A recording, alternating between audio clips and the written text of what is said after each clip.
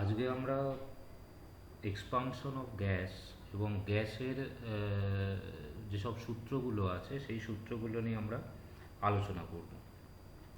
আমরা ধরে নিচ্ছি যে তোমরা সলিড এবং লিকুইডের এক্সপানশন সম্পর্কে জানো এবং সেই হিসেবে তোমরা দেখেছো সলিডের ক্ষেত্রে তুমি যদি কোনো একটা সলিড সাবস্ট্যান্সকে হিট দাও তাহলে তার লেংথ বা আয়তন বা ক্ষেত্রফল সেগুলো বেড়ে যায়।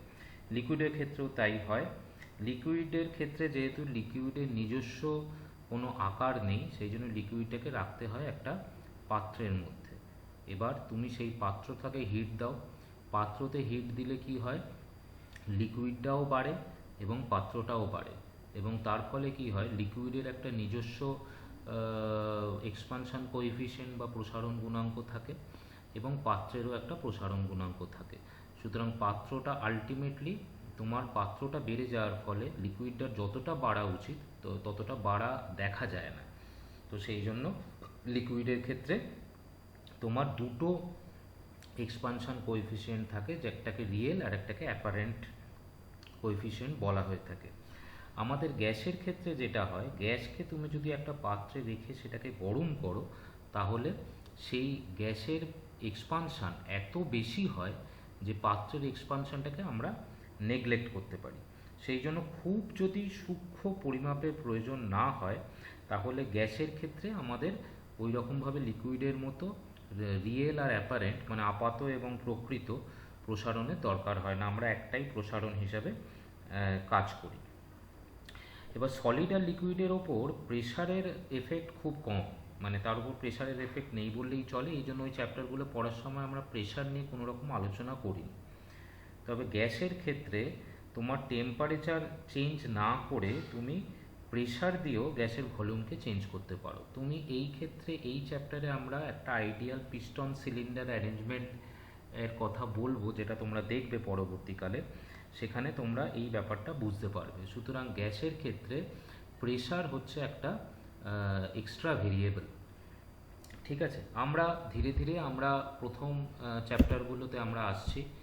সেইখানে যেটা আমরা দেখতে পাচ্ছি, প্রথমে আমরা যেটা দেখব সেটা হচ্ছে কোন কোন জিনিসগুলোকে আমরা ভ্যারি করাতে পারি। একটা গ্যাসের মধ্যে টেম্পারেচার, তার প্রেশার, তার আয়তন বা ভলিউম এবং ঘনত্ব, এই চারটে জিনিস নিয়ে আমরা আলোচনা করব, টি, পি, ভি এবং রো। ঠিক আছে, প্রথম যে সূত্রটা নিয়ে আমরা আলোচনা করছি সেটা হচ্ছে বয়েলস ল। বয়েলস লতে টেম্পারেচার কনস্ট্যান্ট থাকছে। ঠিক আছে, টেম্পারেচারটা তুমি কনস্ট্যান্ট রাখছো এবং প্রেশার আর ভলিউম এর মধ্যে তুমি রিলেশান বার করছো এবং একটা নির্দিষ্ট পরিমাণ গ্যাসের ক্ষেত্রে, একটা নির্দিষ্ট অ্যামাউন্টের গ্যাসের ক্ষেত্রে, সেই জন্য আমি বলেছি যে এটা টেম্পারেচারের সঙ্গে সঙ্গে নির্দিষ্ট পরিমাণ অর্থাৎ গ্যাসের মাসটাও হচ্ছে কনস্ট্যান্ট। সুতরাং একটা পার্টিকুলার টেম্পারেচারে একটা পার্টিকুলার অ্যামাউন্ট অফ গ্যাসের ক্ষেত্রে প্রেশার, ভলিউম এই দুটো inversely proportional, V proportional to 1/p অথবা পিভি ইকুয়াল টু কনস্ট্যান্ট। ঠিক আছে, এবার পিভি ইকুয়াল টু যদি কনস্ট্যান্ট হয় তাহলে তুমি পি ইকুয়াল টু 1/v বলতে পারো। ঠিক আছে, এবার সেইটার উপরে যদি তুমি এম দিয়ে করে নাও তাহলে পি প্রপোর্শনাল টু রো হয়ে যাবে, মানে প্রেশারের সঙ্গে ডেনসিটির সম্পর্ক হচ্ছে সমানুপাতিক এবং ভলিউমের সম্পর্ক হচ্ছে ব্যস্তানুপাতিক। এইটা দেখতে গেলে আমরা পরের ছবিটা, এই ছবিটা যদি আমরা দেখি তাহলে আমাদের আইডিয়াটা পরিষ্কার হবে। দেখো, এইটা একটা পিস্টন, এর মধ্যে গ্যাস আছে এই জায়গায়, এইগুলো সব গ্যাসের পার্টিকেল, লাল লাল যেগুলো দেয়া আছে। পিস্টনটা এখানে আছে। ঠিক আছে, টেম্পারেচার হচ্ছে কনস্ট্যান্ট। ঠিক আছে, তুমি যদি প্রেশারটাকে হালকা করে দাও, এর ওপর যে চাপটা দেয়া হচ্ছে সেই চাপটাকে তুমি যদি হালকা করো তাহলে কি হবে, পিস্টনটা আস্তে আস্তে উপরে উঠে যাবে এবং ভলিউমটা ক্রমশ বাড়তে থাকবে। আর প্রেশার যদি তুমি বাড়াও তাহলে ভলিউমটা কমে যাবে। এটা খুব সিম্পল ব্যাপার। তো সুতরাং প্রেশার আর ভলিউমের হচ্ছে ইনভার্সলি রিলেটেড।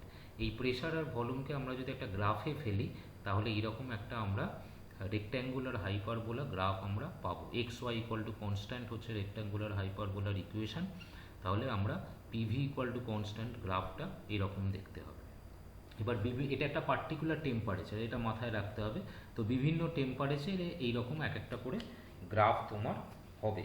তাহলে পিভি হচ্ছে কনস্ট্যান্ট, তার মানে অ্যাট এনি পয়েন্ট যদি তোমার প্রেশার হয় P1 V1, তাহলে আর একটা পয়েন্টে যদি হয় P2 V2, তাহলে P1 V1 equal to P2 V2 এরকমভাবে হবে। তাহলে এইখানে যেটা তোমাকে মাথায় রাখতে হবে সেটা হচ্ছে টেম্পারেচার যদি কনস্ট্যান্ট থাকে তাহলে প্রেশার আর ভলিউমের মধ্যে কি সম্পর্ক সেটা বয়েলস ল বলে থাকে। এর পরবর্তী যে সূত্রটা নিয়ে আমরা কথা বলবো সেইটা হচ্ছে তোমার চার্লস ল।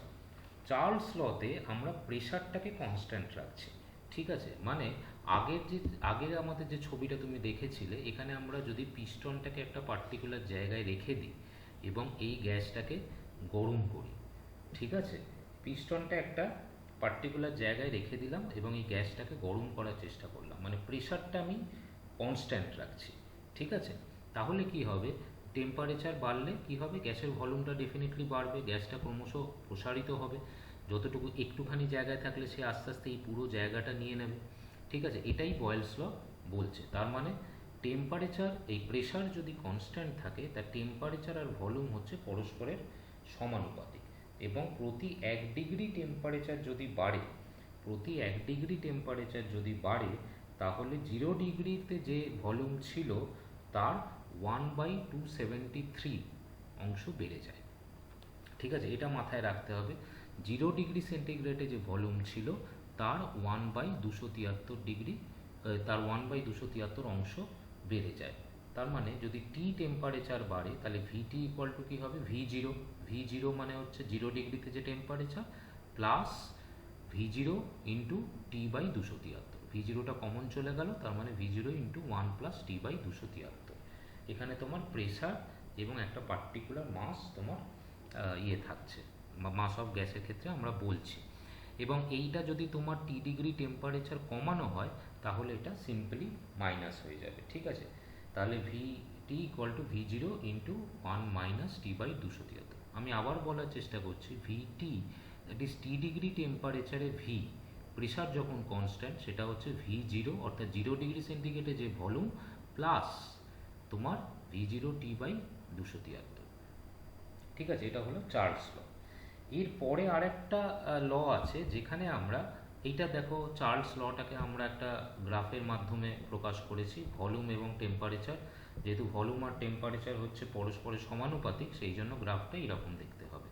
একটা অঙ্ক করে দিয়েছি দেখো, 600 ml অফ এয়ার 270 ডিগ্রি সেন্টিগ্রেডে আছে। এবার যদি এটাকে 27 ডিগ্রি সেন্টিগ্রেডে আছে, টেম্পারেচার বাড়িয়ে যদি আমি 60 ডিগ্রি সেন্টিগ্রেড করি তাহলে তার ভলিউম কত হবে। তাহলে V1/T1 ইকুয়াল টু V2/T2। এখানে টি মানে কিন্তু হচ্ছে তোমার অ্যাবসলিউট টেম্পারেচার, ডিগ্রি সেন্টিগ্রেড থেকে অ্যাবসলিউটে যেতে গেলে 273 তার সঙ্গে অ্যাড করতে হয়। তাহলে T1 হচ্ছে 273 plus 27 that is 300, R T2 হচ্ছে 273 প্লাস 60 দ্যাট ইজ 333। V1 দেওয়া আছে 600, তাহলে V2 কত, এই ইকুয়েশনে বসিয়ে দিলেই আমরা V2টা পেয়ে যাচ্ছি। তো এই ধরনের সিম্পল অঙ্ক তোমাদের পরীক্ষায় আসতে পারে, ঠিক আছে। এরপর আরেকটা সূত্র আছে যেটাকে গেলুসাক সূত্র বলা হয়ে থাকে, যেখানে প্রেশারের সঙ্গে টেম্পারেচারের কী সম্পর্ক, ঠিক আছে। প্রেশারের সঙ্গে টেম্পারেচারের কী সম্পর্ক, যেখানে ভলিউমটা হচ্ছে কনস্ট্যান্ট, ঠিক আছে। তোমার ভলিউমটা কনস্ট্যান্ট রাখছো কিন্তু প্রেশার আর টেম্পারেচার একই রকম সম্পর্ক, 0 ডিগ্রি সেন্টিগ্রেডে যে প্রেশারটা ছিল তার 1/273 অংশ বেড়ে যাবে, ঠিক আছে। তার মানে 1 ডিগ্রি যদি বাড়ায় তাহলে কত হবে, P0 প্লাস P0/273। 2 ডিগ্রি বাড়ালে কত হবে, P0 প্লাস P0 ইন্টু 2/273। তাহলে T ডিগ্রি বাড়ালে কত হবে, P0 plus P0 into T/273। P0টা common নিয়ে হচ্ছে 1 প্লাস T/273, ঠিক আছে। যদি T ডিগ্রি সেন্টিগ্রেড কমিয়ে দেওয়া হয় তাহলে হবে 1 মাইনাস T/273, ঠিক আছে। এটা হলো তাহলে তোমার প্রেশার আর টেম্পারেচারের মধ্যেকার সম্পর্ক যখন ভলিউম হচ্ছে কনস্ট্যান্ট। এইগুলো তোমাকে মাথায় রাখতে হবে যে কোন সূত্রে কোনটা কনস্ট্যান্ট থাকে এবং কোনটার সাথে কোনটার সম্পর্ক আমরা এস্টাবলিশ করি। এইটা গেলুসাকের সূত্রের আমরা দেখতে পাচ্ছি যে প্রেশারটা হচ্ছে তোমার টেম্পারেচারের সঙ্গে প্রপোর্শনাল, তার মানে P1/T1 ইকুয়াল টু P2/T2 হবে। একই রকমভাবে যেরকমভাবে চার্লসের সূত্র হয়েছিল, প্রেশার এবং টেম্পারেচার এর যে সরলরৈখিক একটা সম্পর্ক থাকবে। এইবার তোমাকে আমি দুটো কোএফিসিয়েন্ট বলতে পারি, যেটা আমরা আগে দেখেছি যে প্রেশার কোএফিসিয়েন্ট এবং ভলিউম কোএফিসিয়েন্ট। এগুলো কি, তুমি একটা গ্যাসকে দুভাবে তুমি তাকে হিট করতে পারো। একটা হচ্ছে তুমি তার প্রেশারটাকে কনস্ট্যান্ট রাখতে পারো, অথবা তার ভলিউমটাকে কনস্ট্যান্ট রাখতে পারো। তাহলে প্রেশার এবং ভলিউম দুটোকেই তুমি কনস্ট্যান্ট রেখে টেম্পারেচারকে চেঞ্জ করতে পারবে না। মানে তুমি যখন টেম্পারেচারকে চেঞ্জ করছো, প্রেশার এবং ভলিউম তার মধ্যে যে কোনো একটা তোমার চেঞ্জ হবে, ঠিক আছে, একটা কনস্ট্যান্ট থাকবে। তো আমি যদি প্রেশারকে ফিক্স রেখে গ্যাসকে যদি হিট করি, তখন তার ভলিউম বেড়ে যাবে। প্রেশারটা ফিক্স আছে, গ্যাসকে আমি হিট করছি, তখন তার ভলিউমটা বেড়ে যাবে। আবার তখন যে আমি যে ভলিউম কোএফিসিয়েন্টটা পাবো, যে তখন যে আমি কোএফিসিয়েন্টটা পাবো ভিটি ইকুয়াল টু ভি0 into 1 plus gamma P into টি।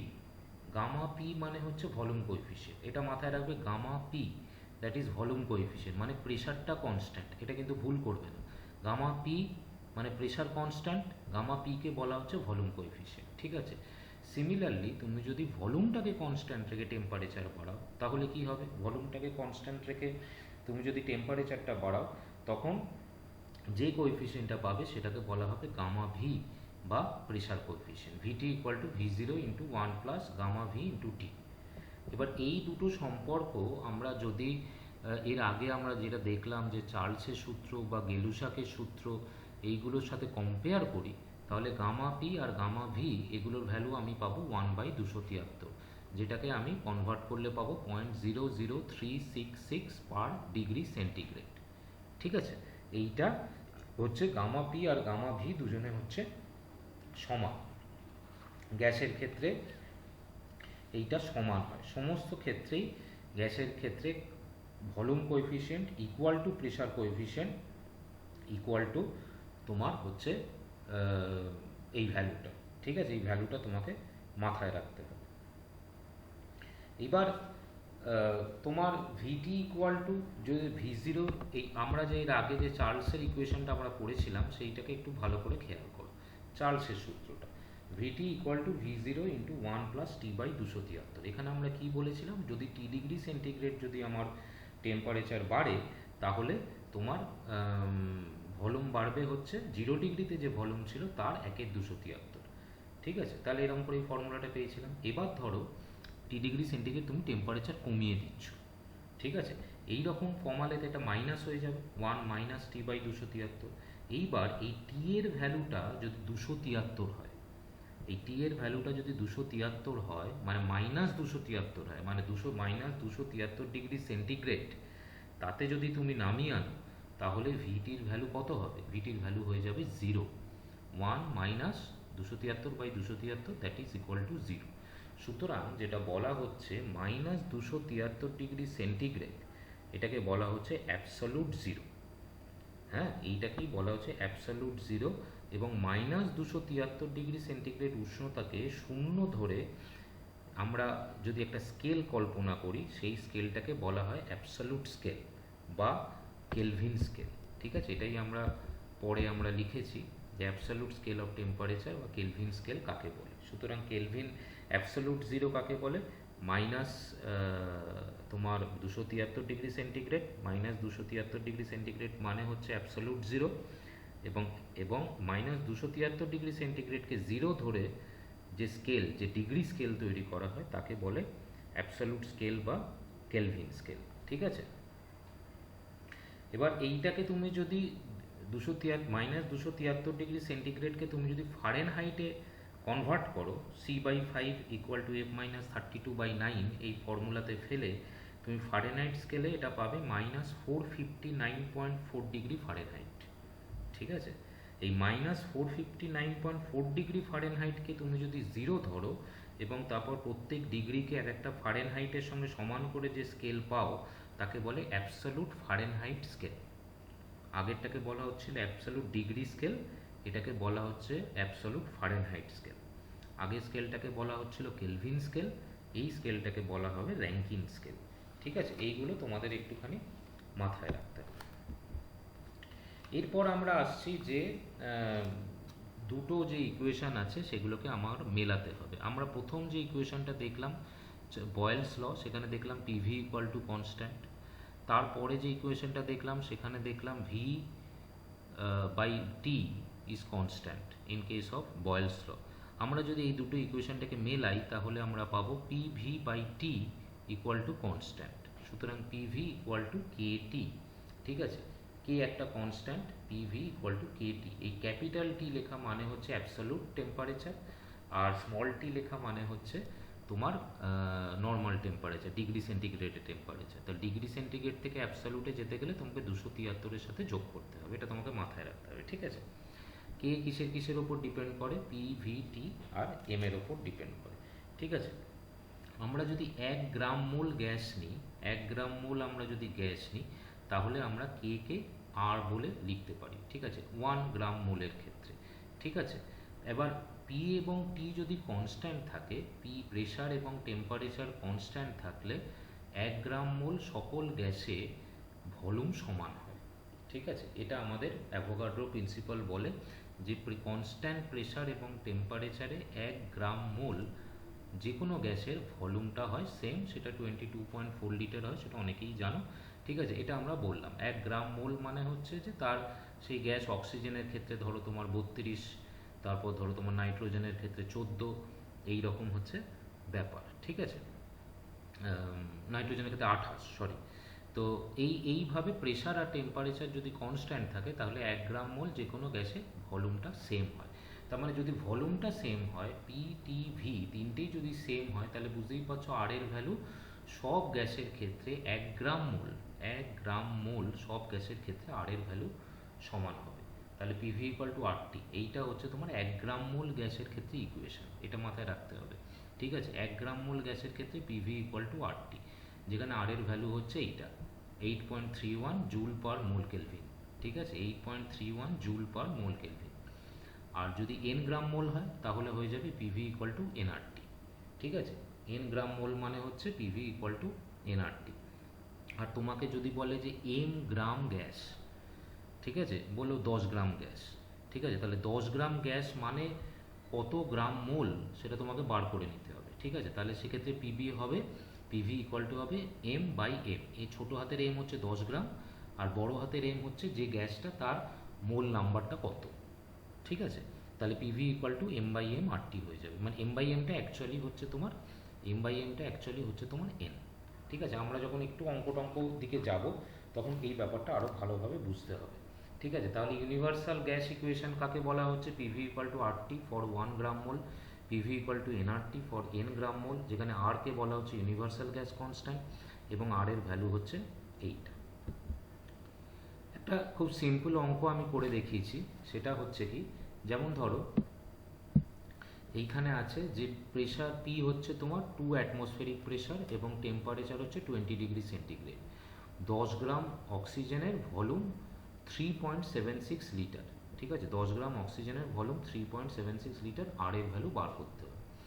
প্রেশার বলেছে 2 atmospheric pressure, atmospheric pressure 2 into 76 centimetre পারদস্তম্ভ, তাহলে 2 into 76 H rho G, 76 centimetre পারদস্তম্ভ কত চাপ দেয়? 76 সেন্টিমিটার হচ্ছে হাইট, রো বা পারদের ঘনত্ব হচ্ছে 13.6, আর জি হচ্ছে 980। তাহলে এইচ রো জি হচ্ছে 1 অ্যাটমসফেরিক প্রেশার মানে হচ্ছে 76 into 13.6 into 90 dyne per square centimetre. 2 atmospheric pressure মানে হচ্ছে এটা। ভলিউম বলছে 3.76 লিটার, 3.76 লিটার মানে হচ্ছে 3760 সিসি।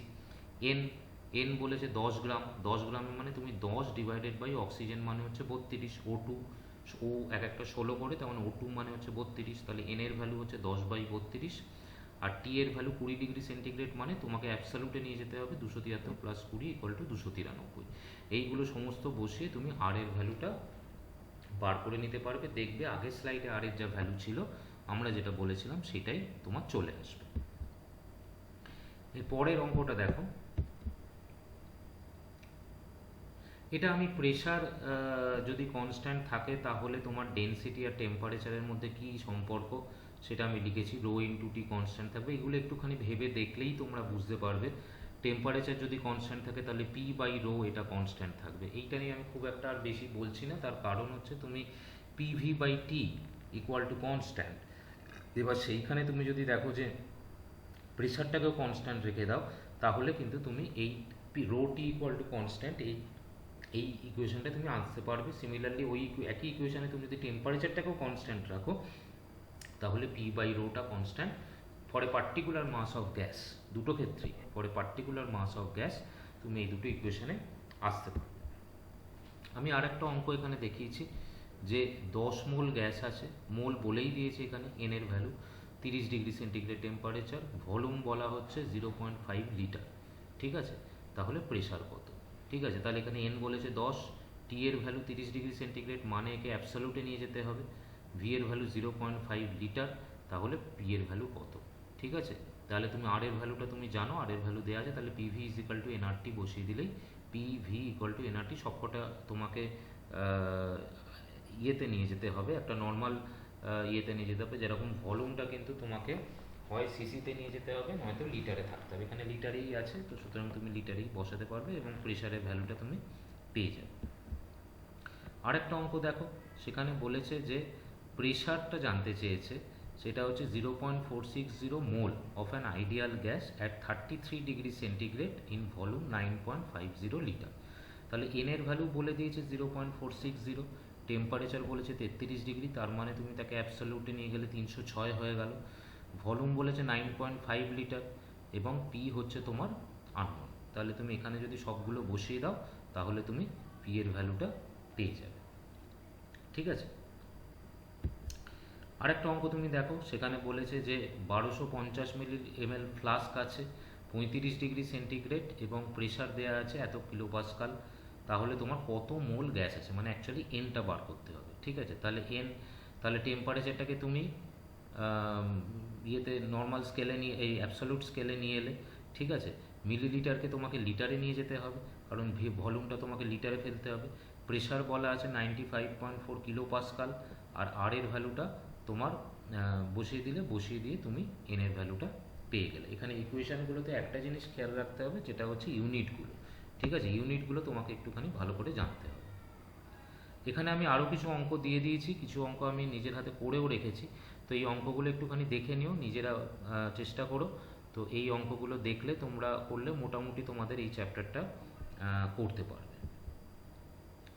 এর পরবর্তীকালে আমরা এই চ্যাপ্টারটা নিয়ে এগিয়ে যাব। আমি আশা করছি এই চ্যাপ্টারগুলো তোমরা অলরেডি একবার রিডিং পড়েছো, কারণ এগুলো নিয়ে অলরেডি আমাদের পরীক্ষা নেওয়া হয়ে গেছে। Thermodynamics, kinetic theory of gas এবং ট্রান্সমিশন অফ হিট, এইগুলো নিয়ে তোমাদের যদি কোনো সমস্যা থাকে তাহলে আমাকে জানিও, যেটা আমি পরবর্তী ভিডিওতে আলোচনা করব।